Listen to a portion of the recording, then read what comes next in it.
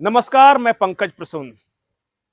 दोस्तों, भारत के प्रधानमंत्री चीन में हैं, लेकिन प्रधानमंत्री के चीन दौरे से भारत में कुछ लोग बहुत दुखी हैं। इतने दुखी कि कईयों के घर में कल से चूल्हा नहीं जला है। बहुत सारे लोग ये कह रहे हैं कि प्रधानमंत्री नरेंद्र मोदी चीन गए तो क्यों गए। ये बहुत खराब बात है। कुछ लोग ये कह रहे हैं कि चीन गए तो गए, लेकिन अपमान करा दिया देश का। अब अपमान कैसे कराया, ये आप सुप्रिया श्रीनेत के इस ट्वीट में देख सकते हैं। सुप्रिया श्रीनेत ने अपने ट्वीट में दो तस्वीरें लगाई है। भारत के प्रधानमंत्री और पाकिस्तान के प्रधानमंत्री अपनी फ्लाइट से उतर रहे हैं, वहां उनका स्वागत हो रहा है। अब सुप्रिया श्रीनेत लिखती हैं कि भारत के प्रधानमंत्री का भी उसी तरह स्वागत हुआ जैसे पाकिस्तान के प्रधानमंत्री का।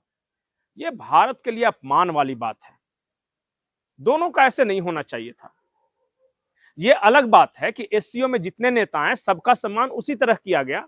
वही रेड कारपेट था, वही जो आसपास जो कलाकार थे अपनी प्रतिभा दिखा रहे थे, लेकिन सुप्रिया श्रीनेत को बुरा लगा। पर सुप्रिया श्रीनेत को सिर्फ इतना बुरा नहीं लगा, उन्होंने प्रधानमंत्री नरेंद्र मोदी के चीन दौरे को लेकर क्या कुछ कहा है, पहले आप सुन लें।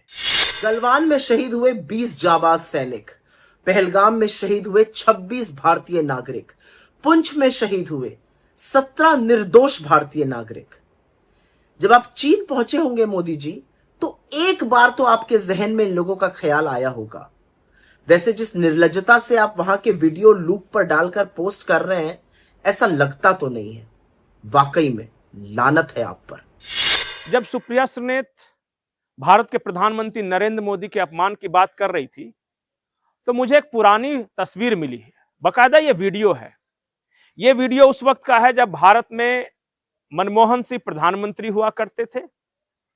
लेकिन बहुत सारे लोग इस वीडियो को देखकर ये कह रहे हैं कि बेचारे सरदार जी चीन के प्रधानमंत्री या राष्ट्रपति से हाथ मिलाने का ख्वाब लिए ही इस दुनिया को छोड़कर चले गए। क्योंकि आए तो जरूर भारत, लेकिन हाथ मिलाने का मौका उस वक्त के प्रधानमंत्री को नहीं मिला। सोनिया गांधी हाथ मिला रही थी और मनमोहन सिंह हाथ बांधकर चुपचाप किनारे खड़े थे, जबकि भारत के प्रधानमंत्री मनमोहन सिंह थे और सोनिया गांधी किसी पोस्ट पर नहीं थी। अब इस वीडियो को देखिए और आप बताइए कि क्या उस वक्त प्रधानमंत्री का अपमान ज्यादा हुआ था या आज के प्रधानमंत्री नरेंद्र मोदी का अपमान ज्यादा हो रहा है। अब वीडियो से आपको ज्यादा क्लियर नहीं हुआ तो राहुल देव हैं वरिष्ठ पत्रकार, वो इस वीडियो के जवाब में ट्वीट लिखते हैं और ट्वीट में वो क्या लिखते हैं आप खुद देखिए। राहुल देव लिखते हैं कि इस तरह के अपमान उस वक्त के प्रधानमंत्री की बार बार होती थी और कांग्रेस के अलग अलग लोग उनका अपमान करते थे। अब राहुल देव जी जैसे वरिष्ठ पत्रकार जो कि किसी वक्त दूरदर्शन में काम करते थे, कई चैनलों पे विश्लेषक बनकर आते हैं, जब वो कह रहे हैं तो कुछ ना कुछ आधार होगा और मुझे वो आधार मिला। मनमोहन सिंह प्रधानमंत्री हैं, उनको स्टेज पर बैठाकर कांग्रेस की नेता रागिनी नायक ये कह रही हैं कि राहुल गांधी को प्रधानमंत्री बनना चाहिए। जरा सोचिए कि मनमोहन सिंह वहां बैठे हुए हैं और कांग्रेस के ही लोग उन्हीं को स्टेज पर बिठा के ये कह रहे हैं कि राहुल गांधी को प्रधानमंत्री बनना चाहिए। आप ये रागिनी नायक का उस वक्त का वक्तव्य सुनिए, भाषण सुनिए और फिर बताइए कि ज्यादा अपमान मनमोहन सिंह का हुआ था या आज नरेंद्र मोदी का हो रहा है। रागिनी नायक: तो मैं समझती हूँ उसकी कलम एक नौजवान के हाथों पे होनी चाहिए। भारत देश के नवनिर्माण की नींव का पहला पत्थर एक नौजवान को अपने मजबूत कंधे पर ढोना चाहिए। और आप लोग बताइए कि उस नौजवान का क्या नाम है। कांग्रेस पार्टी के शीर्ष नेतृत्व से हाथ जोड़कर निवेदन है कि एक नौजवान को मौका दें, क्योंकि हम सब नौजवान चाहते हैं कि उनकी अगुवाई में न सिर्फ अगले चुनाव की तैयारी करें, बल्कि एक नया इतिहास, एक नया क्रांतिकारी इतिहास कांग्रेस पार्टी का लिखें। और अपनी बात को इन शब्दों के साथ समाप्त करना चाहूंगी कि इसलिए राह संघर्ष की हम चुने कि जिंदगी आंसुओं में नहाई न हो, शाम सहमी न हो, रात हो न डरी, भोर की आंख फिर डबडबाई न हो, दम न तोड़े कहीं भूख से बचपना, रोटियों के लिए फिर लड़ाई ना हो। इसलिए राह संघर्ष की हम चुने कि जिंदगी आंसुओं में नहाई ना हो। जय कांग्रेस, जय भारत। बहुत सारे लोग ये कहेंगे कि कांग्रेस में तो ये होता ही है, गांधी परिवार की चमचागिरी तो की ही जाती है। इसमें आप नया क्या बता रहे हैं? मैं नया सिर्फ इतना बता रहा हूं कि गांधी परिवार के चमचागिरी के चक्कर में उस वक्त के प्रधानमंत्री पद पे जो व्यक्ति बैठा हुआ था उसको बार बार अपमानित किया गया। चमचागिरी का सिलसिला आज भी रुका नहीं है। देश के अलग अलग हिस्सों से अलग अलग तरह की खबरें आती है। जैसे कमलनाथ ने एक बार कह दिया था कि लोग राहुल गांधी का मूत्र पीने के लिए तैयार हैं, तुम तो पद मांग रहे हो या फिर ये मांग रहे हो, टिकट मांग रहे हो। अलग अलग नेता अलग अलग समय जो बयान देते रहे हैं, हर को मैं रिपीट क्यों करूं। लेकिन राहुल गांधी को खुश करने के चक्कर में एक बयान दिया है झारखंड के स्वास्थ्य मंत्री इरफान अंसारी ने। इरफान अंसारी क्या कुछ कह रहे हैं, पहले उनका बयान सुनाते हैं और उसके बाद आगे की कहानी। अरे जी, ये सब तो राहुल जी का तो 1000 केस भाजपा करते रहता है। और केस करने वाला, हम चाईबासा में गए थे, जो केस करने वाला जो बजरंग दल का लोग था, आरएसएस का लोग था, हमको क्या कह रहा है कोर्ट में कि सर मेरा तमन्ना पूरा हो गया, क्योंकि राहुल जी को पास से देख लीजिए, पास से देख लीजिए, हाथ मिलवा दीजिए। बोला हट, राहुल जी हाथ मिलाएंगे तुमसे? राहुल जी को बुला लिया चाईबासा। तो यहाँ पे तो केस करना बड़ी बात नहीं है, इंटेंशन ये है कि हाथ मिलाना राहुल गांधी जी से।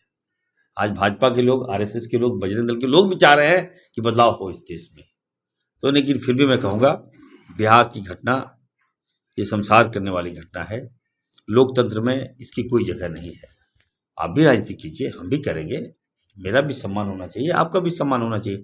अब आप कार्यालय में घुस जाइएगा, वहाँ तोड़फोड़ कीजिएगा, मारपीट कीजिएगा, तो फिर तो बचेगा ही नहीं, लोकतंत्र नहीं बचेगा ना।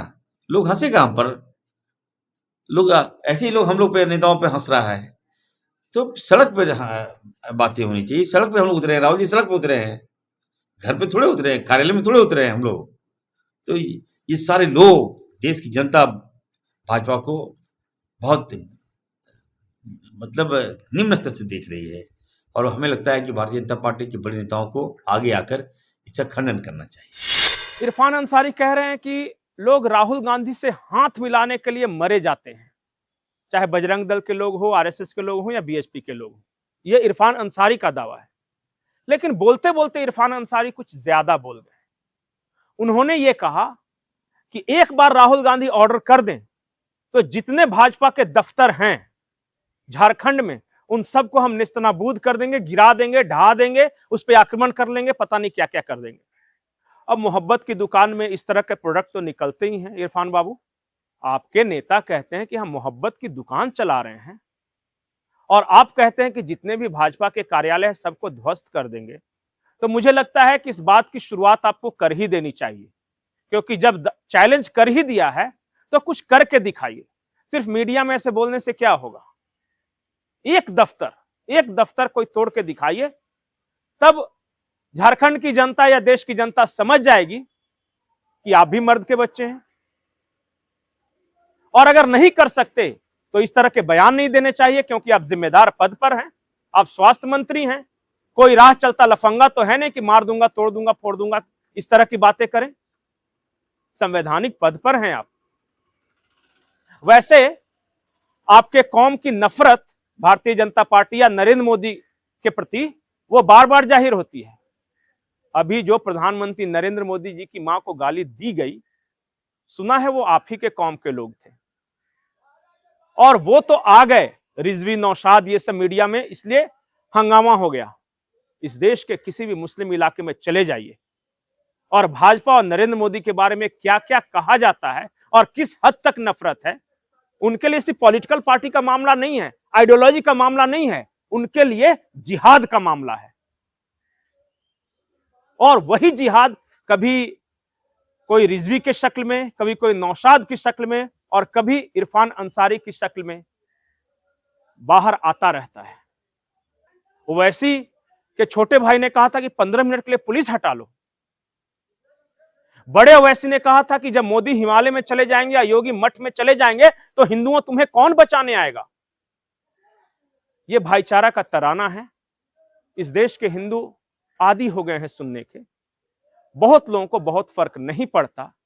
आपको जो बोलना है बोलिए, गांधी परिवार को जितना खुश करना है कीजिए, लेकिन जब आप प्रधानमंत्री का अपमान करेंगे, विदेश नीति के बारे में अगर कुछ उटपटांग लिखेंगे और जब मारने काटने की बात करेंगे, तो सामने वाले की तरफ से भी कुछ ना कुछ प्रत्युत्तर तो मिलेगा ही। नमस्कार।